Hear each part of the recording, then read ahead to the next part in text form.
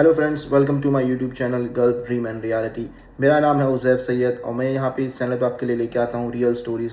जैसे आप जैसे ही लोग मुझे शेयर करते हैं जो अब्रॉड आते हैं उनके साथ जो भी प्रॉब्लम फेस होती है। एंड आज की स्टोरी बहुत ही स्पेशल होने वाली है। ये स्टोरी हमें भेजी है आदित्य नाम के लड़के ने, जो दिल्ली में रहने वाले हैं। एंड आदित्य की स्टोरी यहाँ से शुरुआत होती है।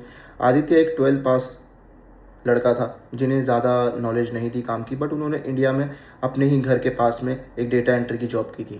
किसी ने उन्हें कहा कि आप अगर दुबई जाएंगे तो एक अच्छी इनकम जनरेट कर सकते हैं। इसीलिए वो भी अपना वीज़ा एंड पासपोर्ट रेडी करके दुबई के लिए आ गए। जब आदित्य यहाँ पे आए थे वो टूरिस्ट वीज़ा पर आए थे। एंड उन्होंने अपनी जॉब सर्च की, जो तलाश है वो चालू कर दी। वो रोज़ रेडी होके एक इंटरव्यू देने जाते थे। जहाँ जहाँ पे इंटरव्यू के स्केड्यूल्स लगते थे वो वहाँ वहाँ इंटरव्यू देने जाते थे। इसी तरीके से बहुत सारे दिन बीतने लगे, लेकिन आदित्य को कोई पॉजिटिव रिस्पॉन्स नहीं मिला। क्योंकि आदित्य जहाँ भी जाते थे वहाँ पे उनको बहुत लंबी लाइन मिलती थी। जिसे एक अगर अपॉर्चुनिटी ओपन हो तो वहाँ पे 100, 150, 200 लोग लाइन में ऑलरेडी खड़े रहते थे। और बहुत सारे ऐसे लोग रहते थे जो कम सैलरी में काम करने के लिए अग्री हो जाते थे। तो जहाँ पर आदित्य सारी चीज़ों से कंफर्टेबल होता था, उसका इंटरव्यू भी लिया जाता था एंड सैलरी भी बताई जाती थी, बट कोई और आके उससे कम सैलरी में ज्वाइन कर लेता था।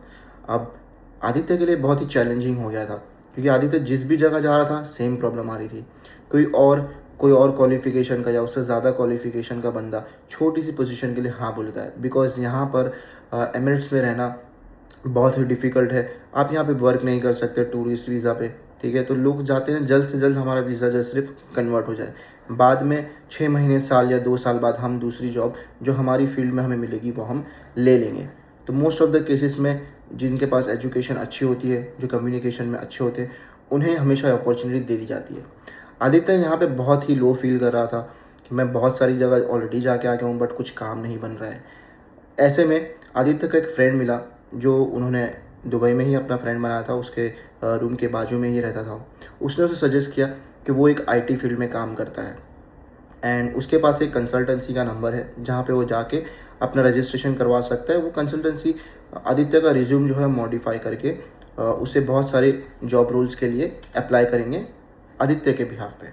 आदित्य इस चीज़ में एग्री हो जाता है, बट जैसे ही आदित्य वहाँ जाता है वो सारी चीज़ें चेक करता है कैसे क्या वर्क करने वाला है, कंसल्टेंसी कैसे वर्क करती है। कंसल्टेंसी ऑलरेडी एक वेल रेप्यूटेड कंपनी थी एंड उन्होंने सारी चीज़ें आदित्य को बताई कि आप ऐसे एनरोल कर सकते हैं, हम आपकी मदद करेंगे, आपका रिज्यूम हम अच्छे से बनाएंगे और बहुत सारी कंपनीज़ पे हम अप्लाई करेंगे, जहाँ जहाँ न्यू अपॉर्चुनिटीज़ होंगी हम वहाँ अप्लाई करेंगे।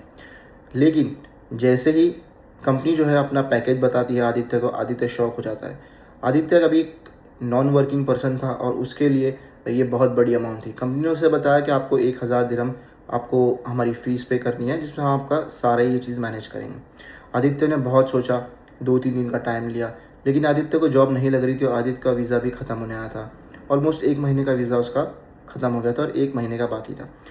आदित्य ने बहुत ही सोचा इसके बारे में और फिर एक कदम उठाया कि ठीक है, मैं इस अमाउंट को पे करके एटलीस्ट मुझे जॉब तो लग जाएगी। आदित्य ने वो पैसा दे दिया, ठीक है। सारी चीज़ें अच्छे से होने लगी, उसका रिज्यूम अच्छे से बनाया गया, उसकी हर जगह पे पोस्टिंग की गई।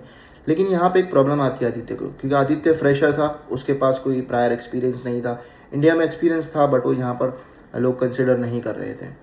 एंड जैसे ही आदित्य के कुछ दिन बीतने लगे, आदित्य ने नोटिस किया कि उसे कोई भी इंटरव्यू के स्केड्यूल्स नहीं आ रहे हैं। उसने उस कंपनी को रीच आउट किया कि मैंने आपको पैसे दिए हैं, प्लीज़ आप कुछ करिए, मेरे लिए इंटरव्यू लेके आइए। उन्होंने कहा देखिए, हमारा काम ये है कि हम अप्लाई कर सकते हैं, बाकी आगे तो कंपनी के ऊपर है कि कंपनी आपको स्केड्यूल दे या ना दे। अब इस चीज़ को सुन के आदित्य बहुत ही टेंशन में आया था कि ये चीज़ इन्होंने पहले नहीं बताई थी। ऐसे ही वक्त निकलता गया और आदित्य को एक भी इंटरव्यू शेड्यूल नहीं आया।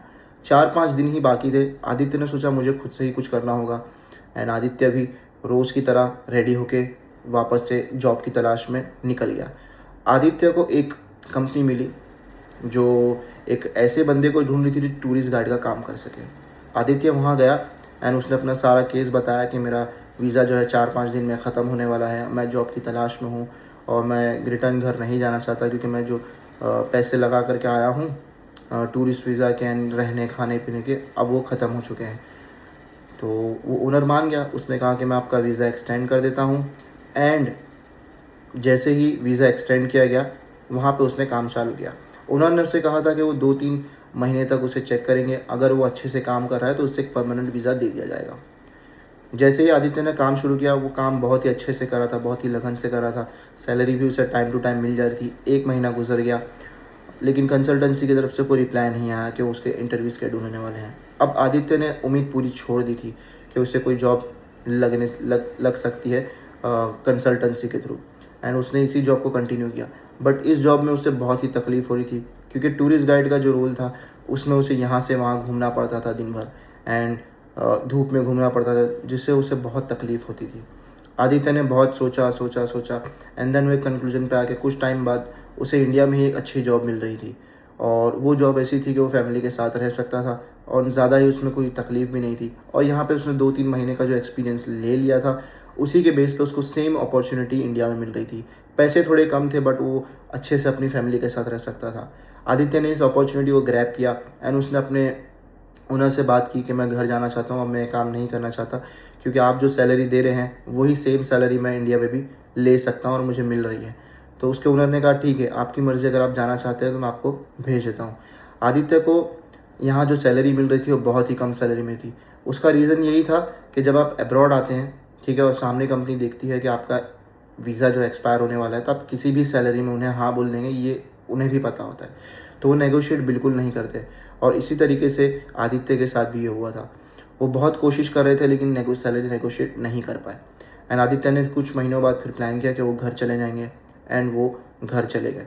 आज भी आदित्य इंडिया में अच्छे से जॉब कर रहे हैं, एंड थोड़े कम पैसे कमा रहे हैं, बट फैमिली के साथ रह रहे हैं।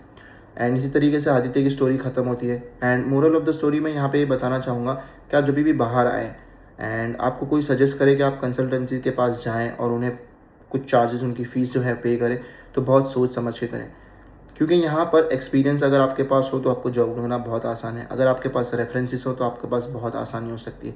लेकिन अगर आपके पास एक्सपीरियंस नहीं है और कोई कंसल्टेंसी आपसे कहती है कि हम आपकी जॉब लगाने की पूरी कोशिश करेंगे, वो कोई गारंटी नहीं दे सकता है, क्योंकि कंपनी आपको शॉर्टलिस्ट करेगी या नहीं करेगी, इसकी गारंटी तो कोई भी कंसल्टेंसी नहीं दे सकती है। तो अपने पैसे बचाएं और बहुत ही स्मार्ट मूव करें, लोगों से पूछताछ करते रहें हमेशा, और हो सके तो डायरेक्ट एम्प्लॉयमेंट वीज़ा पर ही यहाँ आने की कोशिश करें, ताकि आपको किसी भी चीज़ की प्रॉब्लम ना हो। अगर आपको पुलिस यहाँ पकड़ती है एम्प्लॉयमेंट वीज़ा ना होने पे, और आप टूरिस्ट वीज़ा पे यहाँ पे जॉब करते हो, आपके लिए बहुत बड़े से कॉन्सिक्वेंसेस बन सकते हैं, क्योंकि आपको भी जानते हैं कि अमेरिका एक ऐसी कंट्री है जो बहुत ही स्ट्रिक्ट रूल फॉलो करती है, और आपके ऊपर बहुत सारा फ़ाइन लग सकता है, और आपको वापस डिपोर्ट भी किया जा सकता है। तो ऐसी सब चीज़ों का ध्यान रखें।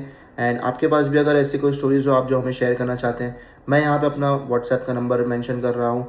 आप इस नंबर पे अपनी वॉइस रिकॉर्ड करके भेज सकते हैं अपनी स्टोरी, और मैं उससे अपनी आवाज़ में नरेट करने की कोशिश करूँगा। Thank you so much for the time. Bye.